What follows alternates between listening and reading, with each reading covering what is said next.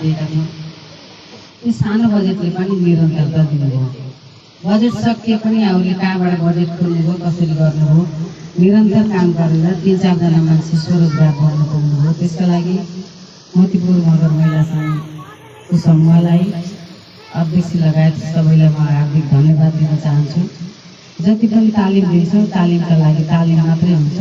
तालिम छोडेर बस्ने अनि कहीँबाट फोन आयो भनेदेखि त म त केही पनि गरेको छैन भन्ने हुनुहुन्छ।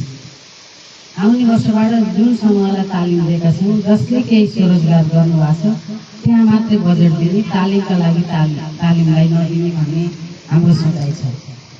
मलाई लाग्छ यहाँहरूको निरन्तरता, जुन अघिल्लो वर्षको बजेट त्यसको निरन्तरता र यो वर्षको बजेटले त झनै यहाँहरूलाई झन् उत्साह थप्यो भन्ने मलाई आफूलाई लाग्छ। 5 लाख रुपियाँ अहिले राख्नुपर्छ र साडी लुङ्गी बनाउनुपर्छ भन्ने मान्यताका साथ सल्लाह गरेर 5 लाख रुपियाँ राख्यौँ। अब म यहाँहरूलाई के भन्न चाहन्छु भने, गत वर्ष सल तयार गर्नुभयो, यो वर्ष लुङ्गी र साडी तयार गर्दै हुनुहुन्छ। त्यसमा पनि अब ढाका छुट्टै हुनुहोस् र ब्यागहरू बनाउने, पर्सहरू बनाउने, नेपालीपन झल्किने खालका चिजहरू बनाउनुहोस्। तपाईँहरू, मलाई लाग्छ सबैजनाको घरमा मेसिनहरू छन्, कपडा सिलाउने मेसिन। कतिजनाको घरमा छ कपडा सिलाउने मेसिन? हात उठाउनु त। धेरैजनाकोमा छ। ढाका किनेर लिएर जानुहोस्। पर्सको तालिम चाहियो भने भन्नुहोस्, हामी ट्रेनर पठाइदिन्छौँ। पर्स बनाउनुहोस्, ब्याग बनाउनुहोस्। तपाईँको घरबाटै सामान बिक्री होस्, तपाईँ स्वरोजगार गर्नुहोस्, तपाईँको हातमा पैसा आओस्। घरमा बसेर बुटुल उपमहानगरपालिकाको उद्देश्य भनेको यति नै हो। र अहिले मैले अध्यक्षलाई सोधेँ, तपाईँहरूको सामान कति बिक्छ, कतिमा बेच्नुहुन्छ सलहरू भनेको? 11-12 सय बिक्छ, धेरै बाहिरतिर जान्छ भन्नुभयो। बिक्री गर्ने ठाउँ पनि तयार भइसकेको छ। अझै यो समुदाय धेरै त हङकङ, युके बसेको समूह हो। मगर समुदाय चाहिँ धेरै जसो युकेको, ब्रिटिसको लाउरे, युकेको लाउरे, त्यसपछि सिङ्गापुरे लाउरे, कहाँको लाउरे मात्रै भएको र अहिलेको परिवारहरू विदेश बस्ने हुनाले यो समूहले तपाईँले कन्ट्याक्ट गर्नुभयो र फिनिसिङ राम्रो दिनुभयो भने विदेश पनि जान सक्छ सामानहरू। आफ्नो एउटा परिवारलाई पठायौँ भने त्यो परिवारले विज्ञापनको काम गर्छ। कहाँबाट कसले बनाएर कतिमा लिएर आएको भन्ने बित्तिकै हाम्रै समूहका मान्छेहरूले बुटुल उपमहानगरपालिकाले तालिम दिएर बनाउनुभयो, स्वरोजगार गर्नुभएको छ। हामी सिधै त्यहीँबाट ल्यायौँ भन्ने बित्तिकै अरू डिमान्ड बढ्दै जान्छ उतापट्टि। त्यसो भएर तपाईँहरूले जुन निरन्तर दिनुभएको छ गत वर्षदेखि, यो वर्ष पनि निरन्तर दिनु होला, बनाउँदै जानु होला। मलाई लाग्छ साडीभन्दा लुङ्गी धेरै बिक्छ। साडी अलि महँगो पर्ला, छोटो हुने हुनाले लुङ्गी धेरै बिक्ला कि जस्तो लाग्छ। र जातीय पहिचान अनुसार मगर जातिको लुङ्गी नै हो धेरै लगाउने।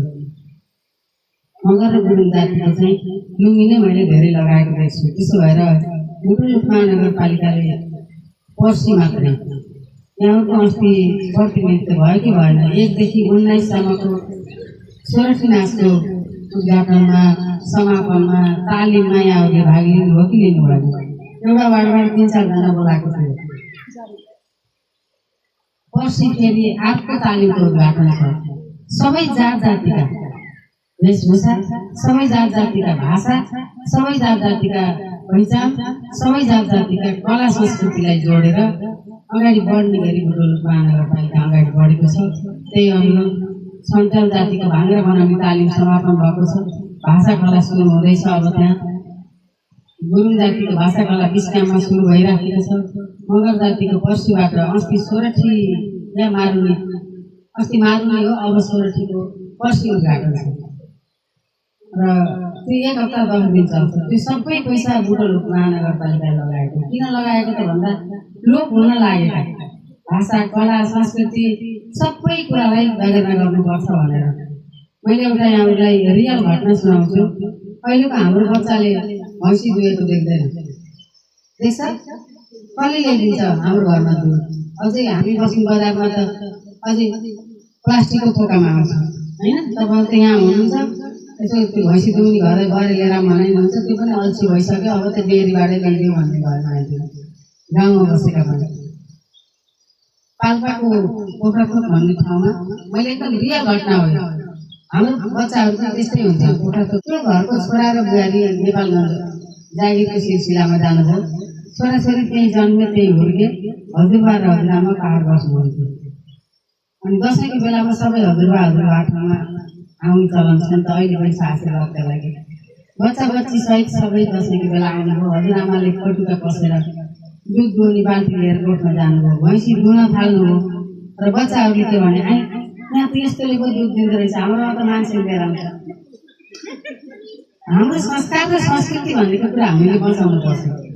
बच्चाले गाईले दुध दिन्छ, भैँसीले दुध दिन्छ भन्ने थाहै भएन। मान्छेले दुध भन्दै बाहिर आउँछ अनि भाँडा थाप्यो अथवा प्लास्टिक लियो, त्यतिमा दुध मान्छे लिएर आउँदो रहेछ, के हो कसो थाहा छैन। त्यसो भएर हाम्रो कला र संस्कृतिलाई बचाउने गरी, स्वरोजगार बन्ने गरी बुटोल उपमहानगरपालिकाले यो कार्यक्रमलाई चाहिँ अगाडि बढाएको छ। हाम्रो सहसचिव नानु बडा राम्रो स्वागत भाषण गर्नुभयो। डराउनु नडराउनु प्रश्न